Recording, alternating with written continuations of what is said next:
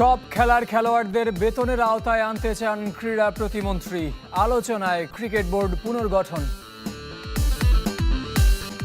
ব্যাটারদের রান উৎসবে শুরু বিসিএল ওয়ানডে। আকবরের শতকে নর্থ আর আফিফের সেঞ্চুরিতে সাউথ জোনের সহজ জয়।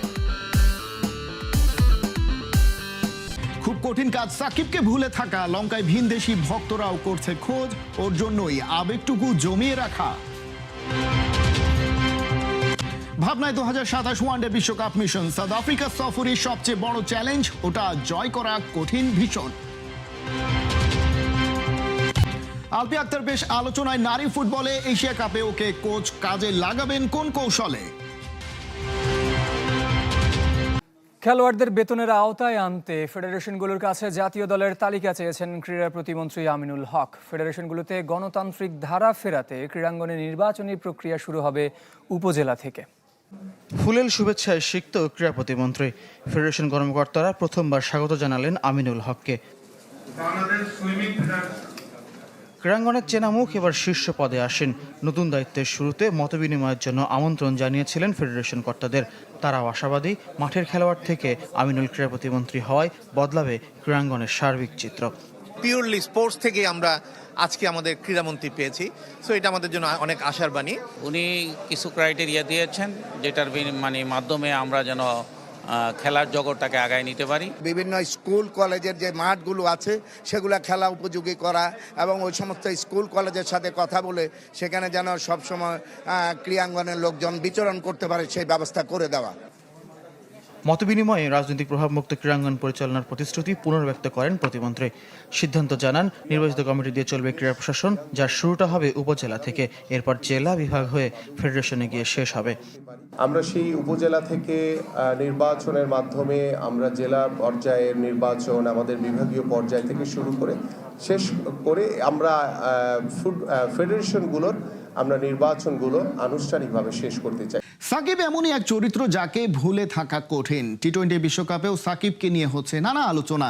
বিভিন্ন দেশের ভক্তরা নিচ্ছে খোঁজ। বিশ্বকাপ শেষেই আন্তর্জাতিক ক্রিকেটে ফিরবে টিম বাংলাদেশ। পাকিস্তান সিরিজ দিয়ে দেশে প্রত্যাবর্তনের সম্ভাবনা সাকিব আল হাসানের।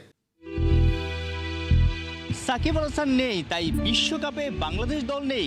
হয়তো সাকিববিহীন বাংলাদেশ দলকে বিশ্বমঞ্চে বিধাতাই দেখতে চায়নি। টি-20 বিশ্বকাপে যাত্রা শুরু হয়েছে 2007 সালে সাউথ আফ্রিকা থেকে। এরপর 2009, 10, 12, 14, 16, 21, 24 অর্থাৎ 26-এর এই টি-20 বিশ্বকাপ যে চলমান, এই 26-এর ইভেন্টের আগে 9টা টি-20 বিশ্বকাপ হয়েছে। সেই 9টা বিশ্বকাপেই সাকিব আল হাসান খেলেছেন। লাল সবুজ জার্সি তার গায়ে উঠেছিল, বাংলাদেশের অনেক জয়ে তার অবদান ছিল। সেই সাকিবকে নিয়ে আসলে অনেকেই আক্ষেপ করছে। আমরা নানা মাঠে শ্রীলঙ্কাতে ঘুরছি এবং দর্শকদের কথা শুনছি, অনেকেই সাকিবের খোঁজ নিচ্ছে। সাকিব নেই কেন, বাংলাদেশ দল কেন বিশ্বকাপে নেই, নানা কথাই আসলে উঠে আসছে। বিশ্বকাপ শেষেই বাংলাদেশে যাবে পাকিস্তান এবং পাকিস্তানের বিপক্ষে 3টা ওয়ানডে আছে। সেই ওয়ানডে সিরিজেই সাকিবের প্রত্যাবর্তন হতে পারে। আবারও ন্যাশনাল কালারে ফেরার সম্ভাবনা বেশি। সাকিব আল হাসান সবশেষ ন্যাশনাল টিমের হয়ে খেলেছেন 2024-এর সেপ্টেম্বরের শেষ উইকে, যেটা টেস্ট ম্যাচ খেলেছিলেন তিনি কানপুরে। সেখানে তিনি স্বপ্ন দেখেছিলেন, তার একটা ইচ্ছের কথা জানিয়েছিলেন যে বাংলাদেশ থেকে রিটায়ার করতে চান, মাঠ থেকে রিটায়ার করতে চান, তার ফেভারিট গ্রাউন্ড মিরপুর স্টেডিয়াম থেকে তিনি রিটায়ার করতে চান। তার সেই স্বপ্ন বা আশা পূরণ হয়নি সে সময়, তবে দেরিতে হলেও সেই সম্ভাবনা বা সেই স্বপ্ন আশা পূরণ হওয়ার একটা আলো দেখা যাচ্ছে। অর্থাৎ মার্চে যদি তিনি দেশে ফেরেন, পাকিস্তানের বিপক্ষে ওয়ানডে সিরিজ খেলেন, তারপর সাকিবে ডিসাইড করবেন আসলে তিনি এই ওয়ানডে সিরিজ দিয়ে আসলে ওয়ানডে ফর্মেট থেকে রিটায়ার করবেন নাকি আরও কিছুদিন চালিয়ে যাবেন। সাকিব কিন্তু এখনও কোনো ফর্মেট থেকেই অবসর নেননি। এখনও বিভিন্ন ফ্র্যাঞ্চাইজি লিগে তিনি খেলছেন এবং মোটামুটি ভালো খেলছেন, প্রায় সময় দলের জয় অবদান রাখছেন বা এদিকে কাল সুপার 8-এ মুখোমুখি পাকিস্তান ইংল্যান্ড। জিতলে সেমিফাইনালের রেসে অনেকটাই এগিয়ে যাবে ইংলিশরা, আর তাদের হারাতে পাকিস্তানকে লিখতে হবে নতুন ইতিহাস। কেননা টি-20 বিশ্ব আসরে কখনোই ইংলিশ পরীক্ষায় পাশ করতে পারেনি man in green. Harry Brook, Josh বাটলারদের পয়া ভেন্যু পাল্লেকেলেতে সন্ধ্যা 7:30টায় শুরু হবে হাই ভোল্টেজ লড়াই। বিশ্বকাপে এখন পর্যন্ত বড় দলকে হারাতে পারেনি পাকিস্তান। চিরপ্রতিদ্বন্দ্বী ভারতের কাছে হেরেছে। সুপার 8-এর প্রথম ম্যাচ বৃষ্টিতে পরিত্যক্ত হওয়ায় নিউজিল্যান্ডের সাথে পয়েন্ট ভাগাভাগি করতে হয়েছে। এবার সামনে ইংলিশ পরীক্ষা। ইংল্যান্ডের বিপক্ষে পরিসংখ্যান বিপরীত মেরুতে। এর আগে টি-20 বিশ্বকাপে 3বার মুখোমুখি হয়ে সবগুলোতে হেরেছে পাকিস্তান। এটা ঠিক যে বিশ্বকাপে ওদের কখনো হারাতে পারিনি, তবে টি-20 ক্রিকেটে আপনি নিশ্চিত করে বলতে পারবেন না যে ওরাই জিতবে। আমাদের ছেলেরা বেশ আত্মবিশ্বাসী। অন্যদিকে পাল্লিকেলের এই মাঠ যেন ইংল্যান্ডের দুর্গ।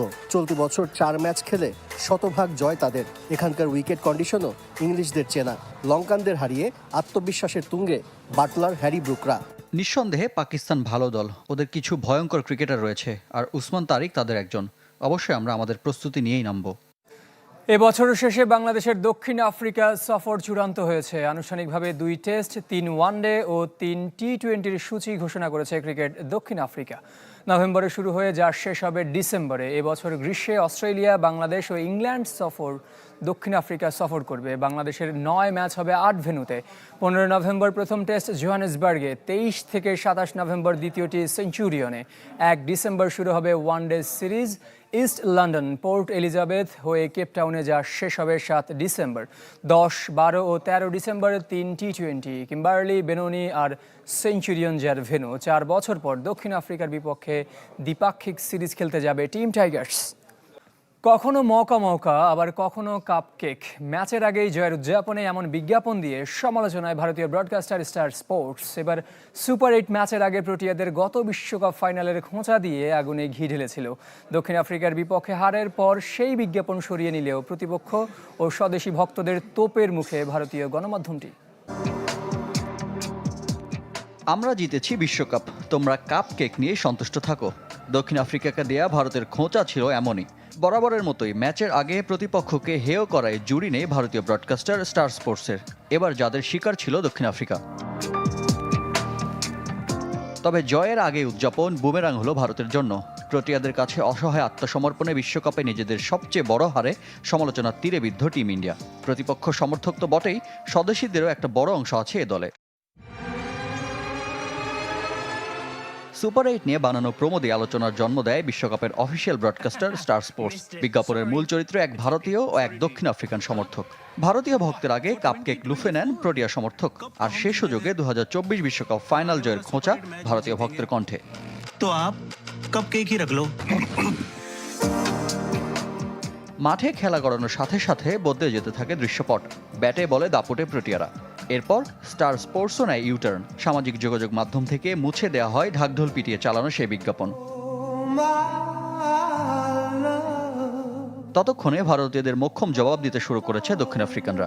দেশটির অভিনেত্রী ও সোশ্যাল মিডিয়া ইনফ্লুয়েন্সার থানজাভার কাপ কেক খাবার ভিডিও দিয়ে খোঁচা দেন ভারতকে।